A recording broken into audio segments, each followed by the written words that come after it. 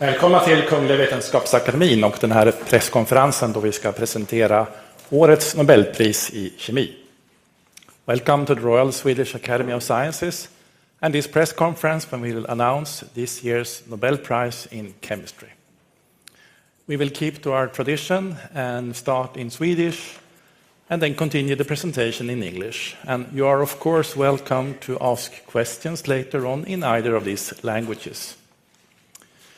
Jag heter Hans Ellegren och är ständig sekreterare här vid Kungliga Vetenskapsakademin.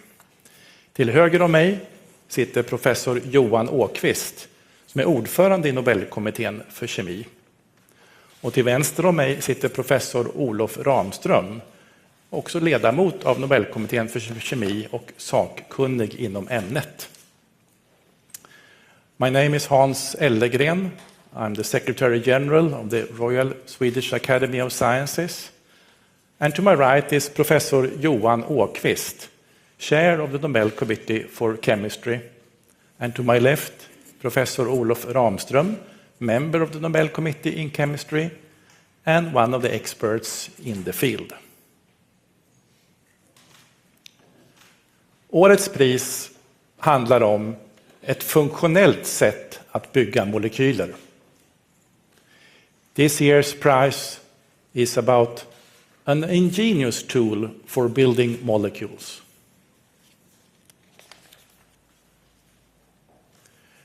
Kungliga Vetenskapsakademin har idag på morgonen beslutat att utdela 2022 års Nobelpris i kemi i lika delar till Caroline Bertozzi, Stanford University, Kalifornien, USA. Mårten Meldal, Köpenhamns universitet, Danmark.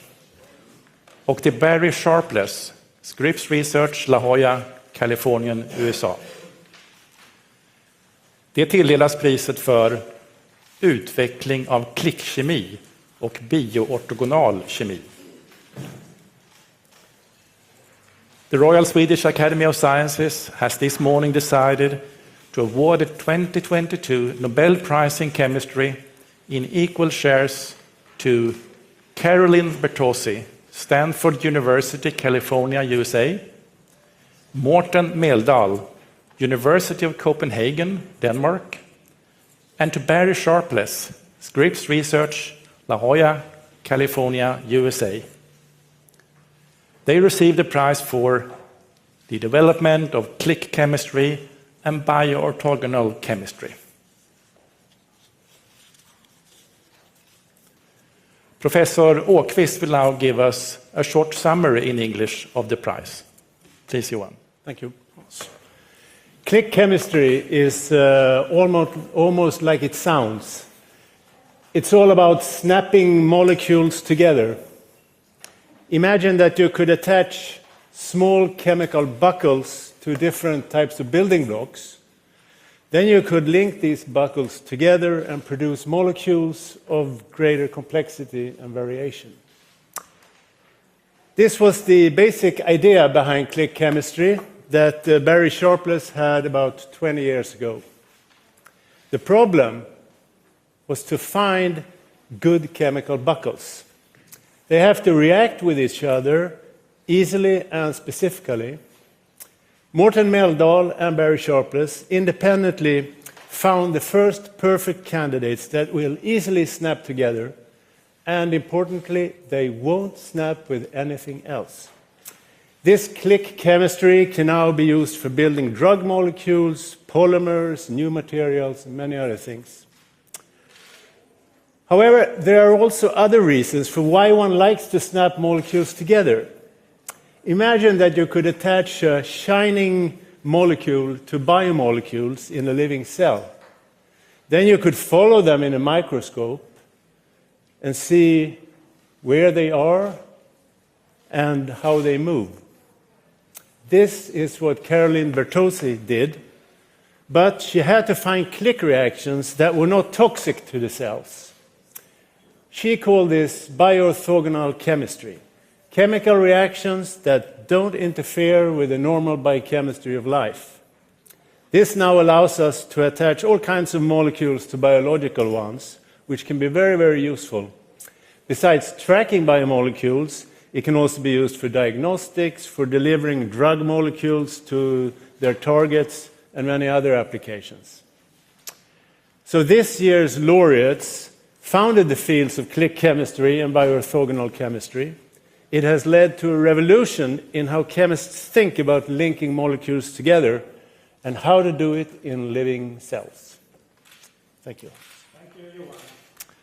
And I'll leave the word to Professor Olof Ramström, who will give a more detailed presentation of the prize. Please, Olof.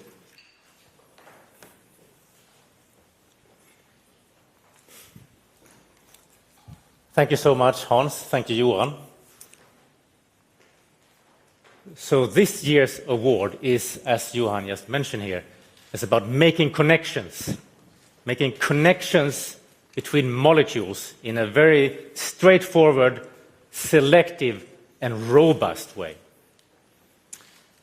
This year's award is also about concepts and how concepts combined with very important discoveries really push the boundaries and make enormous impact of science and our society. So let's start with the first concept. Around the turn of the millennium, Barry Sharpless presented a new concept which he called click chemistry. And by this, he meant chemistry that was based on very special reactions that work very efficiently, were very reliable, and gave very robust products, very robust yields of products.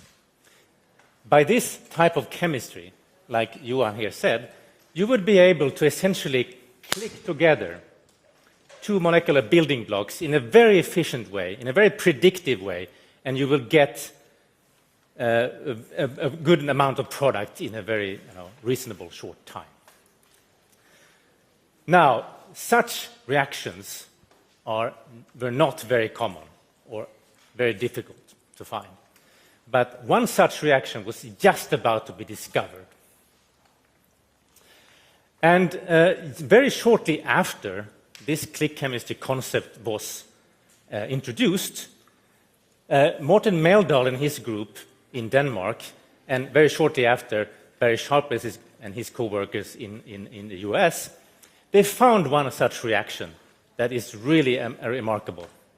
This reaction is based on an A-side functionality, as you can see to the upper left here. This is a structure which has 3 nitrogen atoms in a row. And the opposite candidate here, the opposite reactant, as we call it, is an alkyne, as you can see to the right. And this alkyne is a kind of structure where you have 2 carbon atoms that have 3 bonds between them, a triple bonded carbon. Now, these 2 reagents, these 2 building blocks, they are not terribly reactive by themselves. And if you mix them together, they will react very sluggishly with one another. And also, they will give mixtures, very often give mixtures of products. So not very good. However, what Meldau's group and Sharpless and co-worker found out was that if you add a little bit of copper, a little bit of copper-1 ions to this reaction mixture, the reaction was dramatically accelerated. And also, it only gave one single product. And the product is this ring-shaped, 5-member ring-shaped product called a triazole. And again, this product is also quite unreactive product, quite stable product. And it also has other interesting features that could be of interest. So in a sense, as you can see here, this particular reaction fulfilled the criteria of click chemistry. And now you had a tool where you can easily click together molecules in a very effective way. Immediately upon discovery of this reaction, this reaction is called, as you can see down here, the copper-catalyzed A-side alkyne cycloaddition reaction. Immediately upon its discovery, it gained enormous interest across chemistry and related fields, and immediately spread across all fields. And now, with this reaction, it was now, and essentially, although other reactions have been, so to say, identified and discovered after this one, this particular reaction has almost become synonymous with the click chemistry concept, and is also often called the click reaction. And you can say that it's still the crown jewel of click reactions. And with this reaction, it's now possible to build together relatively complex structures, as the one you can see here, where you can click together multiple components, multiple building blocks, click them together in sequence or in parallel, giving rise to, in this case, a star-shaped complex molecule, dendrimer-type-like molecule.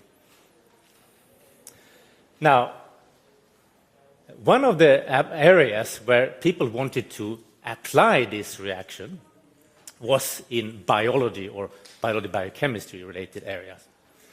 But for this reason, in these cases, when you work with living cells, copper is not ideal, and living cells don't really like too much copper. So for this reason, alternative reactions were sought after. And that brings us to the second concept. Around the same time as the click chemistry concept and these copper-catalyzed click reactions were introduced, Caroline Bertozzi formulated a concept which she called bioorthogonal chemistry. And by this, she meant chemistry that is based on special reactions that can be performed in living systems, in living cells, in living organisms, without affecting or being affected by the myriad of substances and reactions that occur in such very complex systems. As you can imagine, this is definitely not an easy task. So during the 1990s, Caroline Bertozzi had been trying to work out the chemistry and biology of complex carbohydrate structures, complex sugar structures that are called glycans, and they are often located at the surface of cells, as you can see in this picture. Bertozzi and her group had been identifying chemical reactions that could work in living systems, in living cells. For example, they had identified a way to introduce the A-side functionality in living cells and living systems. And they could do so by a type of metabolic engineering approach, where you have a sugar structure, a carbohydrate structure, which is then functionalized with an A-side moiety. And when you grow cells in the presence of this structure, this can be taken up by the cells. It can go through and be processed by the cell machinery and finally become incorporated in the glycans that you find at the cell surface, as you can see here. Now, once this fantastic copper-catalyzed click reaction had been discovered, shortly after, Bertozzi could also identify a metal-free alternative. And you can see the alternative here. And this alternative was based on a so-called strained alkyne. As you can see, this is an 8-membered octagonal alkyne, where the alkyne's moiety is actually twisted in the sense that it becomes much more reactive. And this alkyne structure, you can then, of course, functionalize any way you want. In this case, for example, with a molecule that can emit green light. And if you then add this strained alkyne to the cells where you have this A-side functionality, these two components can click together very efficiently, and now you have labeled the glycans at the surface of the cell, and you can study where they are under the microscope. And that's exactly what you can see on the next slide here. Here you see a number of cells, and the blue part here is the cell nuclei that have been labeled blue. And you can see the green, shining green surface of the cells where you actually have those glycan structures. So these two concepts and the many reactions that have been, so to say, discovered, they have really had an enormous impact on science, and there are many widely applied across all disciplines of chemistry and related sciences, neighboring sciences. Click chemistry, if you take click chemistry, has been applied almost everywhere you need to very quickly connect two building blocks. For example, just to give you a few examples, it's been applied to pharmaceutical development, it's been applied to conjugation of various biomolecules, such as, for example, in DNA sequencing. It's also been applied, very much applied in material sciences, where people have been building very advanced and functional materials using these methods. When it comes to the bioorthogonal reactions, these have been heavily used to explore how biomolecules, the fates and the roles of the biomolecules in cells and in organisms. They have been used to study disease and deciphering disease processes, and of course that can then lead to the development of new drugs.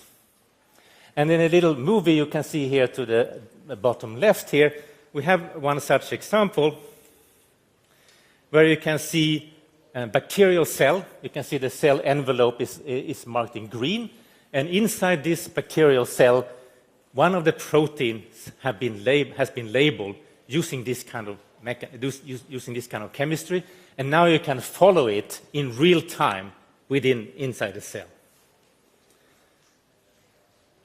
So clearly, these very important accomplishments and these really fantastic discoveries from our three laureates have really made an enormous impact on chemistry and on science in general, and for that, it's really been to the greatest benefit of humankind. So, thank you.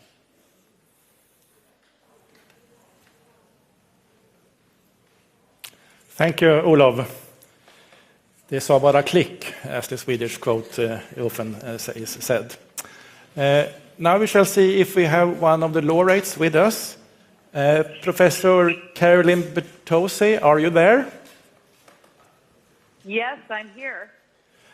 Congratulations for receiving the Nobel Prize in Chemistry. Thank you so much. all of you. I'm absolutely stunned. I'm sitting here, I can hardly breathe. I understand. It's the middle of the night for you. Was it a shock to obtain this call in the middle of the night? Yes, that's an understatement. I'm still not entirely positive that it's real, but it's getting realer by the minute. Yeah, it will probably be a long night for you today, I guess. We shall see if we have some questions here. I'm sitting in the session hall of the Royal Swedish Academy of Sciences, and we have many interested journalists here, both from the international press as well as from Swedish press. Are you ready to take some questions? Absolutely. Hello, everyone. Okay. SVT? Good morning. Congratulations. This is Swedish television, public service, Thomas von Heine. We heard something about applications from your work. Could you say something? Could you add something to that? What, in your mind, the most interesting applications? Absolutely. To my mind, the two types of applications that I think are really making a lot of impact are, first of all, the use of bioorthogonal chemistry as a biological discovery tool to discover new kinds of biomolecules that we didn't even know existed because we have a new way to look at them. And then the other important area of impact is in medicine, and in particular for drug delivery, which is doing chemistry inside human patients to make sure that drugs go to the right place and stay away from the wrong place. Okay, I think first we had a question here somewhere. Congratulations, I'm Anneli Megner-Arn, Swedish TV4. I wonder if your click technique was involved when we were developing the antibody test of COVID-19. That's a great question. We did some research in my lab around not so much diagnostic tests, but development of potential therapeutics to treat acute COVID-19. And we did use click chemistry and bioorthogonal chemistry in putting together some drug prototypes. Okay, a question in the back there. David Keaton from the Associated Press. First of all, when we look at click chemistry today in 2022, what are the areas of new developments that you're the most excited about, the new discoveries? And if you could maybe explain in layman's terms what this really means to chemistry. Thank you for a great question. I think the field of bioorthogonal and click chemistry is still, I think, in its early phases. We have a handful of incredible reactions like the ones that Professors Sharpless and Meldahl developed. But it's really just a handful, and I think there's probably many new reactions to be discovered and invented. So that's an important frontier, is inventing new chemistry. And then in terms of applications, again, I think applications in the biotech industry, the pharmaceutical industry, and the development of new ways of treating diseases and diagnosing diseases, I think that these are areas that will be very strongly impacted by click chemistry, as they already have been. Okay, question here, please. Congratulations, Professor. Click chemistry is a very effective and useful method for building molecules. So my question is it easy to scale up the reaction? Yes. In fact, I think that's one of the most elegant features of click chemistry reactions is the fact that they're so simple and they're so highly selective that the yields tend to be very high with very little impurities, and that makes them very nicely scalable. And in fact, click chemistry reactions are already being performed at manufacturing scales in the pharmaceutical industry. Okay, we have time for more questions.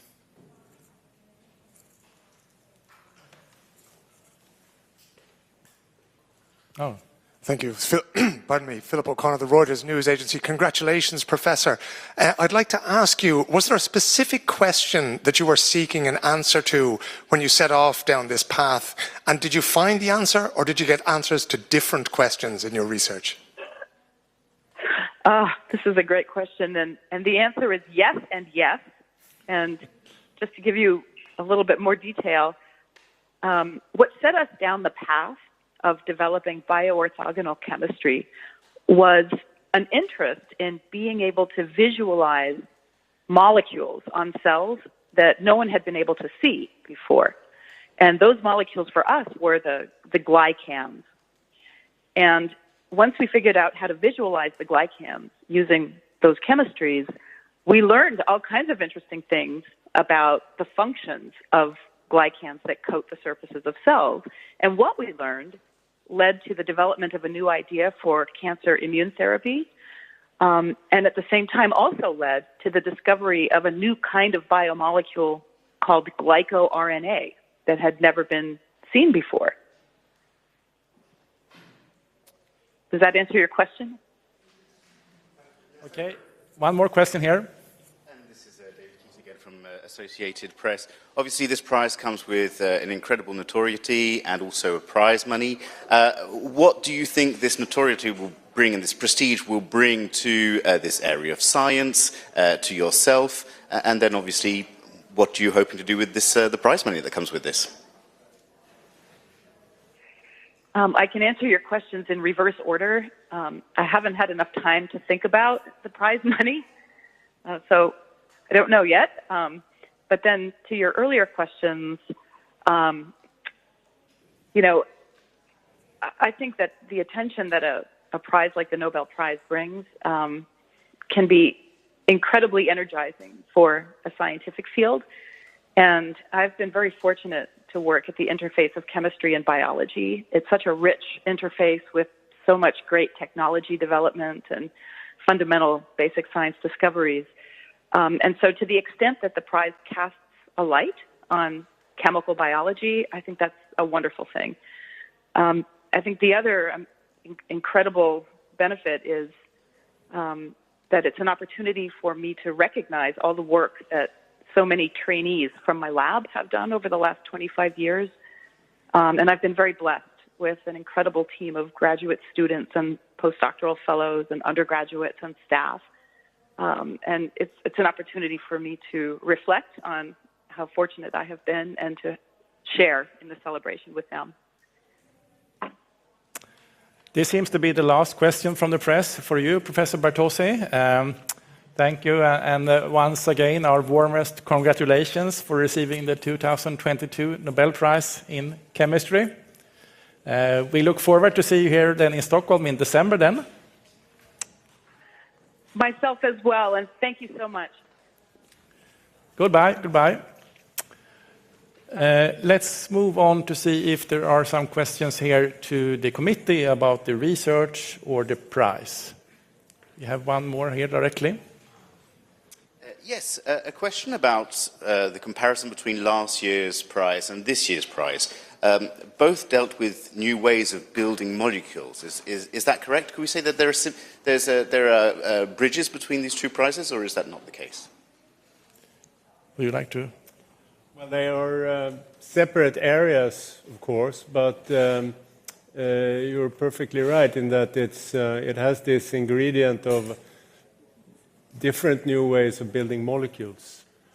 Although last year's prize was maybe more a pure organic chemistry prize, as you have heard, this year's prize spans very big application areas in chemistry. So, but it's about building molecules and attaching molecules to each other.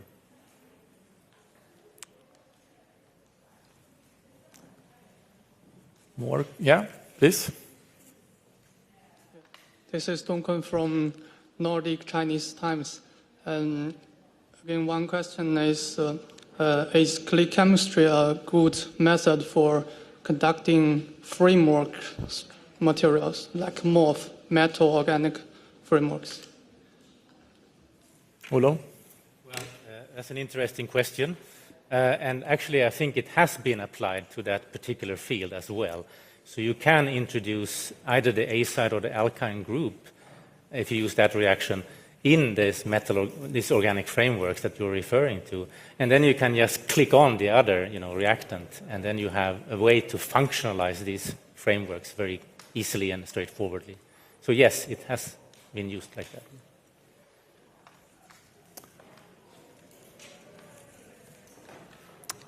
Are there any more questions?